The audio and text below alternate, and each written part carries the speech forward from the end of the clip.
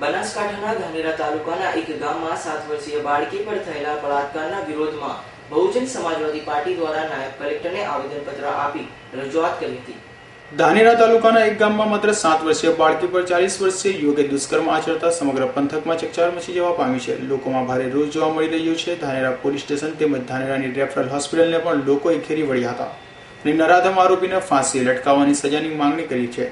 ત્યારે ધાનેરા બહુજન સમાજવાદી પાર્ટી દ્વારા ધાનેરાના નાયબ કલેક્ટરને આવેદનપત્ર આપી રજૂઆત કરવામાં આવી હતી કે નરાધમ રાજુજી શંભુજી ઠાકુરે માસૂમ બાળકી પર પાશવી બળાત્કાર ગુજારી અધમ કૃત્ય કર્યો છે, જે પશુને પણ શરમાવે તેટલી હદે આ ઇસમે માનવ સમાજને કલંક લગાડે તેવું હીન કૃત્ય કર્યું છે। બહુજન સમાજવાદી પાર્ટી આ અમાનવીય ઘટનાને સખત શબ્દોમાં વખોડી કાઢે છે અને સરકાર સમક્ષ માંગણી પણ કરે છે કે આરોપીને ફાંસીની સજા થાય તથા રાજ્યની તમામ શાળામાં ભણતા બાળકોને સરકાર તરફથી સજ્જડ સુરક્ષા અપાય કે આ કેસની તટસ્થ તપાસ થાય, ભોગ બનનાર તેમજ તેના પરિવારને સરકાર તરફથી સહાય તેમજ રક્ષણ પૂરું પાડવામાં આવે તેવી પણ માંગણી કરી હતી।